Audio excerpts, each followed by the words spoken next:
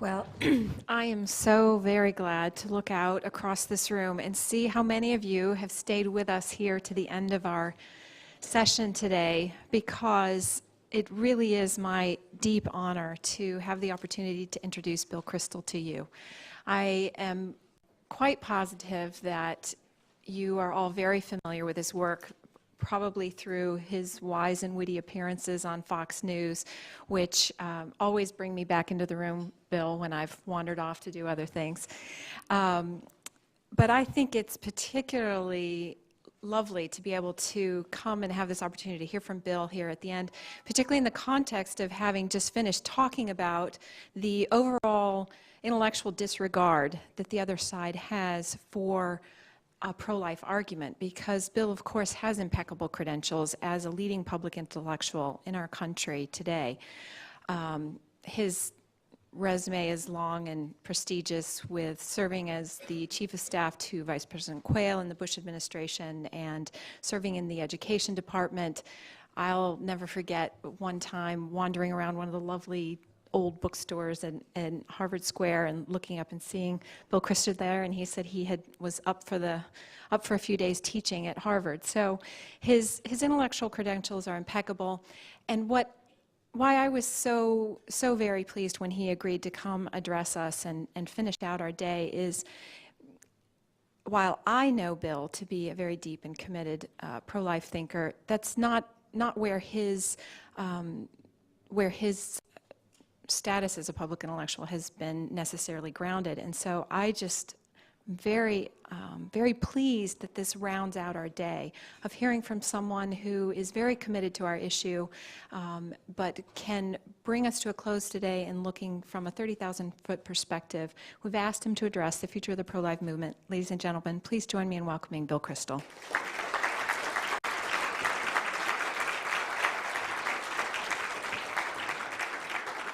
Well, thank you, Charmaine. That was very kind, overly kind introduction. It's really a pleasure to be here. I will try to be brief. I don't know that I honestly have much to add. You've had an excellent program. I caught the last half of that panel. I missed the risque joke between Helen and Ed, whatever that was. I'll have to get one of them to explain it to me later, but it seemed tantalizing, you know.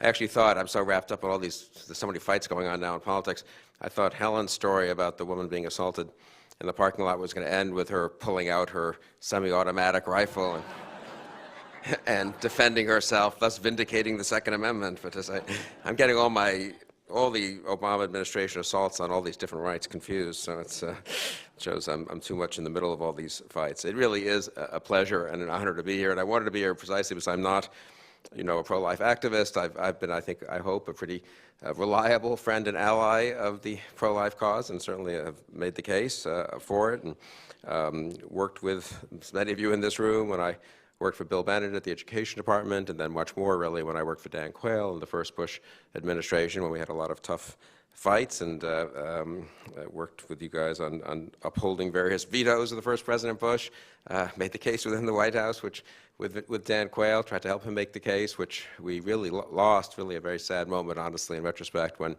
President Bush appointed David Souter rather than Edith Jones to the bench. I think I'm not revealing any secrets that in 1990 that Dan Quayle was the one person in the very senior ranks of the White House who strongly made the case for Edith Jones, and got overruled, and that helped affect, in a bad way, I'm afraid, history. Also very involved in, on the other hand, the good news was I was slightly involved in making the case for Clarence Thomas and defending him when he came under assault when he was nominated in 1991. So it's nice after those years in government. At the Weekly Standard, obviously we've published many things on this issue, both reporting pieces on the successes and also the frustrations of the pro-life movement, and advocacy pieces, obviously, on the issue itself. I'd also attempted to publish, George Weigel and I did one piece together many years ago now, a sort of strategy piece on how to make the case and how to advance it incrementally, but in a principled way. That's something AUL's thought a lot about and done a lot of work on. So it's nice to be here. As I said, I don't know that I have much to add to what you've already heard. But maybe I can say a couple of words on where we are. I guess it's been 4 decades. It's hard to believe since Roe v. Wade. That was my senior year in college, I remember, and I remember hearing about the decision and expressing the opinion in a government class at Harvard that it seemed like a ridiculous opinion, actually, just totally ungrounded in the Constitution, and also I thought would result in bad policy, but as a matter of constitutional law.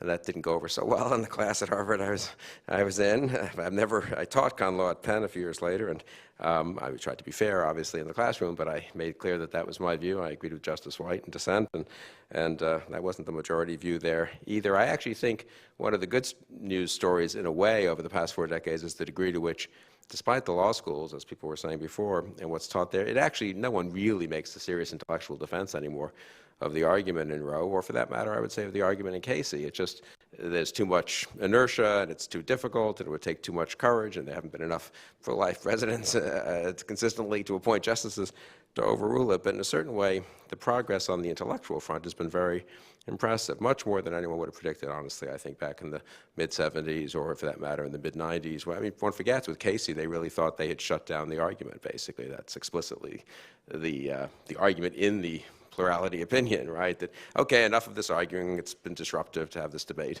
in American politics, so we're the Supreme Court, we're deciding it, and could everyone please be quiet? And that really didn't work too well, which is a credit to America, I would say, honestly, and a credit to many people in this room. So there is good news. There's also, deep frustration, obviously. I know I feel it, and people in this room who've devoted so much time to this cause, I'm sure, feel it more intensely in the limited progress that's been made, and in the prospect of the next 4 years, which isn't entirely a happy one, at least on the federal legislative level, and probably on the federal judicial appointment level. Some things can be done, and certainly more could probably be done in the states, as many of you know. I thought I might organize my brief remarks, and they will be brief, around sort of two themes. And they were suggested to me by, actually, the funeral service for Judge Bork, for Bob Bork, almost exactly a month ago, actually, in McLean, Virginia. Maybe there were a couple people in this room who were there, but at the funeral mass, they had, of course, a program, and on the back there were some quotations from John Henry Newman and from Thomas More. And two of the quotations from Thomas More, I'm not sure if they were selected by Bob or by Mary Ellen. Maybe they were favorites of Bob's, I'm not sure. One of them, and they're both really wonderful quotations. One is, what you cannot turn to good, you must at least make as little bad as you can. What you cannot turn to good, you must at least make as little bad as you can. And if any of you knew Bob Bork, you would know that that would be one he would like a lot, because he was not a wild optimist, I would say, about improving things a lot, but he was a believer that maybe you could make things as little bad or as less bad as you can. And the other quotation from Moore is, you must not abandon the ship in a storm because you cannot control the winds. You must not abandon the ship in a storm because you cannot control the winds, which I think was, and Bob, I think, thought that reflected his tough decisions he made when he took over the Solicitor General, the Attorney General position, the acting Attorney General position in the Nixon administration. Obviously, he thought it was the right thing to do for the country, knowing it would damage his own future politically or in public life. Certainly didn't make him more popular when he went back to Yale Law School to have not quit along with the others who quit after the so-called Saturday Night Massacre. And Bob really was, of course, a man of principle, never abandoned his ship, and that's maybe why he wasn't confirmed in 1987, because unlike every Supreme Court justice nominee since, he didn't dissemble, in a word that's probably too harsh. He didn't refuse to say what he thought or refuse to defend positions and opinions he'd previously held. But if you take those two quotations from St. Thomas More, I do think they sort of give some guidance, perhaps, to all of us. One is, if we can't do good, we should at least make things as little bad as we can. I think that's a lot of what people will have to spend the next 4 years working on here in Washington. I wish it were different, and I wish we could look at great advances in federal legislation and executive branch and executive orders and in judicial appointments, but for reasons I won't dwell on, I think it's pretty obvious that that's unlikely. I do think it's still important, though.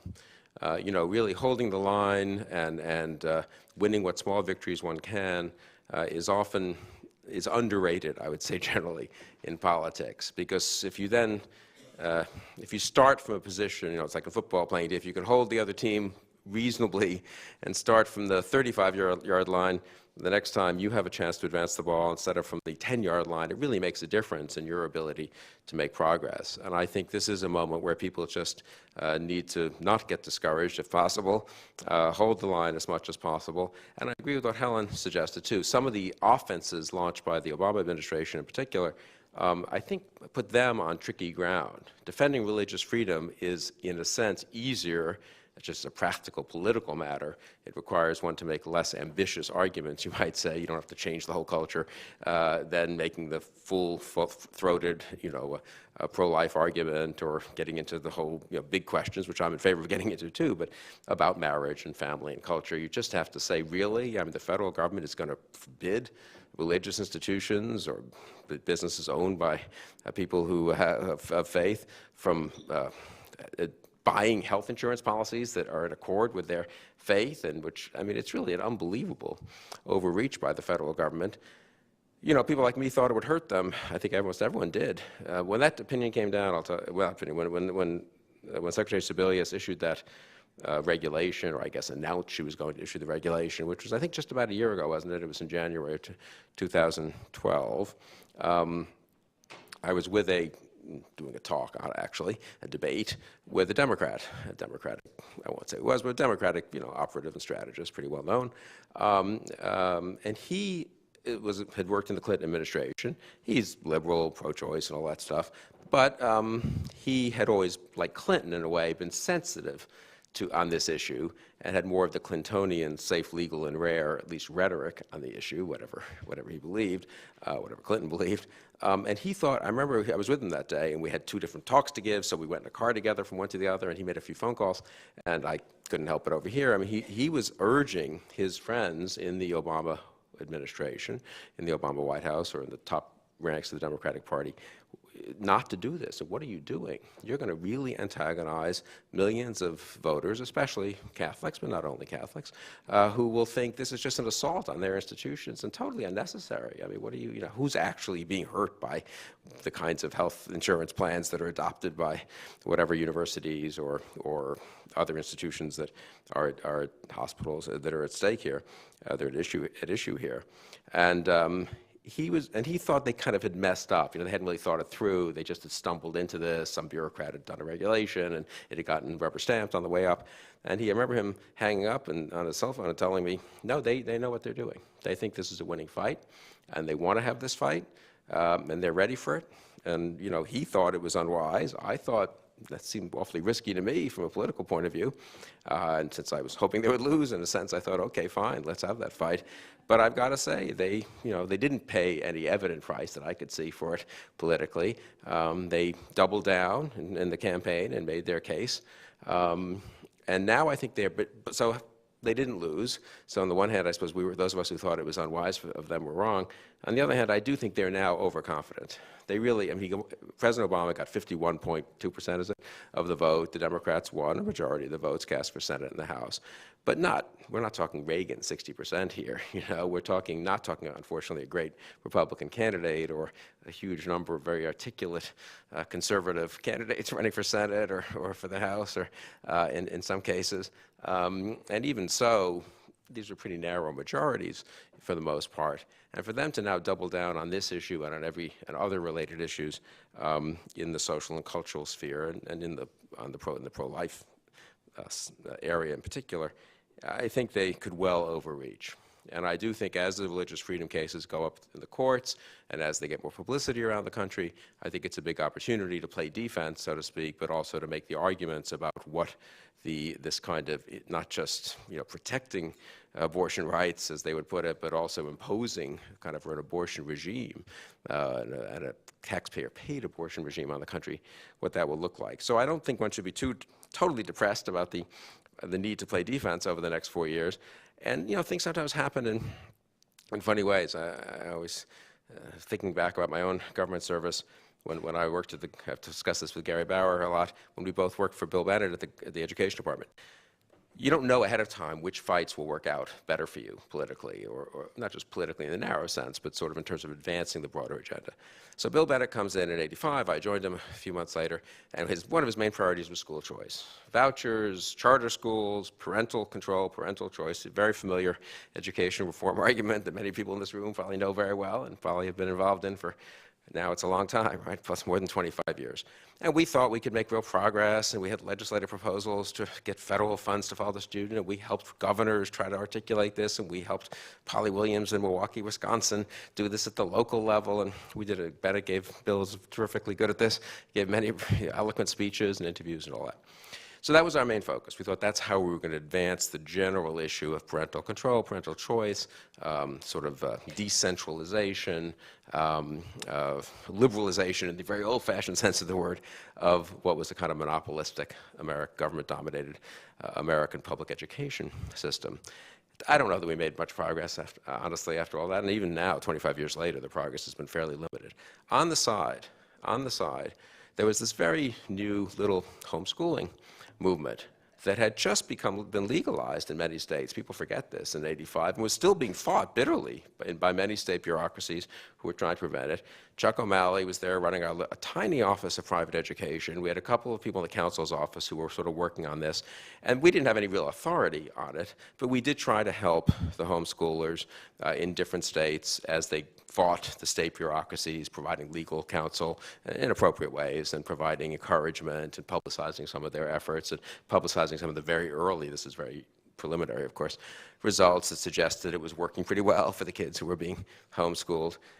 I mean, I would now say that the rather modest things we did in those years, from '85 to '88, to help defend the nascent and growing homeschool movement, which, believe me, none of us, we did it because we thought it was the right thing to do, and we thought, well, it's kind of interesting, and maybe it'll have some payoff in a bigger way in the future. But it was mostly, we just did it we were part of the Reagan administration, we all believed in it, but it was, I say, very much of a side interest. I don't imagine Bill Bennett spent, more than 5% as much time on that as he did on pushing school choice and vouchers. I would now say that was a more important achievement. I mean, it wasn't our achievement, it was mostly the homeschoolers' achievement, but we did help them. And in that respect, you don't know which fight, which initiative, which little social or cultural or political movement will ultimately pay off the most, and you do sort of have to, I think, try a lot of different things, make a lot of different arguments, not in a sophistic or calculating way, but just in the sense of arguments that you agree with, but advance in a variety of fronts, to use a military metaphor, and you don't know ahead of time sort of where you'll make breakthroughs. I've always thought that was a good lesson for me in sort of not overthinking, and in a way not over-strategizing. Sometimes people in this movement, our movement, but also in others too, you sort of sit around, have endless meetings, should we do this, should we do that, I think this piece of legislation could make a huge difference, or this state initiative could work and this one won't. It turns out often you're wrong. This state initiative which looked good, turns out to have a bad spokesman, or the political circumstances change in this state, and something else that you barely thought about somewhere else takes off and gets imitated in 35 states. It was very much that way with homeschooling from our point of view. And I think that's a reason in playing defense and in trying to do small incremental steps, not to get discouraged, not to pull back and say, well, just try A, B, and C, but let's not do D, E, and F, because you just don't know whether D, E, or F might somehow end up causing more progress in a broader sense than A, B, or C. So that's a big task, I think, very much in the spirit of Bob Bork's, at least making things less bad as much as we can over the next few years. And then I do think that there's also very much the other side of Bob's advice, which is sort of not abandoning the ship and, in effect, standing on principle. And there, I think, the pro-life movement has in many ways made great strides through real philosophic argumentation, through obviously science and publicizing some of the truths about the unborn child and about some of the biological truths, some of the sociological truths about what an abortion regime results in for women, for young women, for families, for everything else. You've heard a little bit about this today. And I think there the argument has to be very broad and bold. I spoke to the House Republicans last week, and this is a totally different context and budget policy, but I think it's true here too. My advice to them, I don't know that I have any particularly good advice, but since they asked for advice, not that they were listening, but I said, I guess I had only two pieces of advice. Act realistically, but think boldly. And I think that's basically right for a movement like ours as well. I think in practice over the next 2, 3, 4 years, a lot of realistic, incremental, modest things have to be attempted. Some will work, some won't work so well, but I think we can do some good.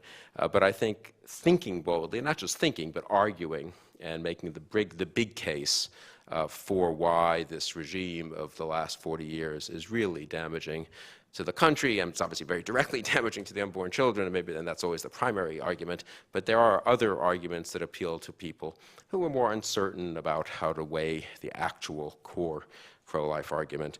But making the bigger argument, I think, is very important. And there, too, as I sort of suggested before, I think in some ways there have been frustrations, in some ways the tide has gone against us, culturally perhaps and sociologically, but in other ways there have been a very interesting counter-movements and counter-tides. And the one thing I've learned just reading a little history and living now through a little more history as I've gotten older is these things are very unpredictable. You know, it's not the case that it's obvious which way the culture is going, and it's not the case that things don't go this way and then go back the other way.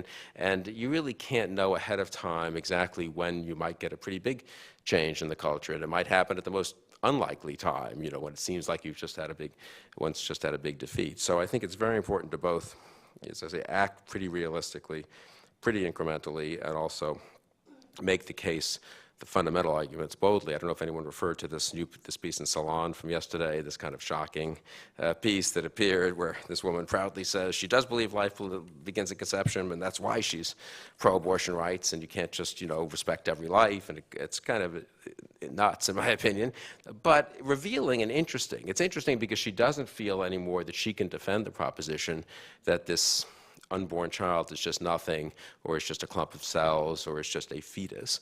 I mean, she really says, yes, of course it's an unborn child. I mean, how can anyone look at the ultrasound and not think otherwise? But we still need to make the case that the mother's life, not mother's life, the mother's choice, the mother's wish is more important than the unborn child's life. And she makes this case, you should Google and take a look at it in Salon magazine. She makes this case very boldly, and she's a pretty good writer. So it takes a while to realize just how amazing and how jarring it is. But it does show the kind of problems now that those who are for abortion are having in light of modern science and in light of the difficulty of avoiding the life issue. I mean, she makes a big deal about how clever it was for pro-life advocates to seize on the term life as if that was like a very brilliant strategic choice, you know. It was like, well, it is a life, so, you know. But it does sort of suggest the intellectual problems I think they're having, which I think will ultimately result and result in political problems and will allow for much bigger advances for the pro-life movement. And maybe not in this, I was going to say in the future, and maybe in the somewhat far off future, but maybe not in the so far off future. And that's where I really don't think it's easy to predict how much progress one could make. I'd say if you'd asked me at different moments of the last 40 years, I probably would have been wrong pretty consistently in saying we're going to make a lot of progress in the next 5 years, and then everything turns out we didn't make any, and then, oh, these 5 years look horrible, and it turns out you do make progress in some way that you really hadn't anticipated. So I think it's important not to assume that we know ahead of time and just to fight the good fight. I was thinking about Bob Bork's funeral, which is a very Catholic funeral. I'm not Catholic, but I was thinking, therefore, somewhat about my own religion, Judaism, and I thought I could end by saying because I really am so impressed by the pro-life movement in this way. I mean, it really is a movement that is selfless. It's not, there's no one has any, I take it, much financial stake in it. There's a lot more rewards to be gotten financially, culturally, in terms of career often, on the other side of this fight. And it is such an impressive movement in that respect, I think, as a sort of civic and political matter. I'm not sure it gets the credit it deserves in textbooks that write all about civil society and cultural movements and talk about the civil rights movement, which is fine. I mean, that was also a very impressive movement, and a lot of people sacrificed a lot and did so because they thought it was the right thing, but surely that's the case for the pro-life movement. For me, I mean, the movement that I think of is the Zionist movement before the beginning of the State of Israel, which also, it's not as if most people who fought for that were going to go live in Israel or had a direct, financial or personal stake in it in some respect. They just thought it was the right thing for the Jewish people, and an awful lot of Jews, an awful lot of non-Jews spent an awful lot of time and energy fighting in that cause, and that cause isn't over either, obviously. But it made me think of Judaism, and the comparison did. And of one particular aspect of one thing that happens occasionally in synagogue, which I'll just mention. So we read the 5 books of the Torah, of the Bible. If you're Orthodox, in a cycle through every year. If you're conservative reform, usually every 3 years. But the point is, you're supposed to read the Bible and then reread it, finish it, and then reread it, and it goes in the same order, obviously, and sort of divided in certain sections. And the custom grew up. It's not religiously required, but I think it's done now in most synagogues.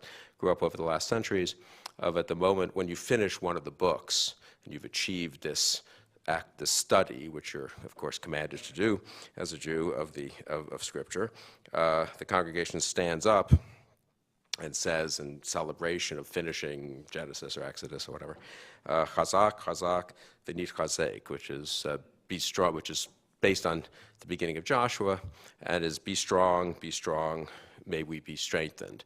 And it's echoing what God, as you may recall, at the beginning of Joshua, says to Joshua, which is basically 3 times he says some version of be strong, and he uses that Hebrew word, chazak. It's also, I believe, where the phrase be not afraid, which John Paul II was so fond of, comes from as well. He's in those verses right near the beginning of Joshua. And I do think I've always very much liked, I'm not such as observant a synagogue attender as I should be, but when I find myself there, and I'm always pleased when we're finishing one of the books of the Bible, because even though I don't deserve any particular, I haven't often been there, so it's not like I've participated that much in this reading and study. Somehow when the congregation as a whole stands up and says, to itself, in a way, be strong, may we be strengthened, I've always thought that's a sort of moving and appropriate moment, and I would say that for us too here, that we really need to, despite the discouragements of maybe the last few months and in some ways of years and all the setbacks and the hopes that have been frustrated, there have also been great accomplishments and achievements, and so I really applaud you for everything you've done and say to you that you should be and we should be strong and may we be strengthened in the future. Thank you.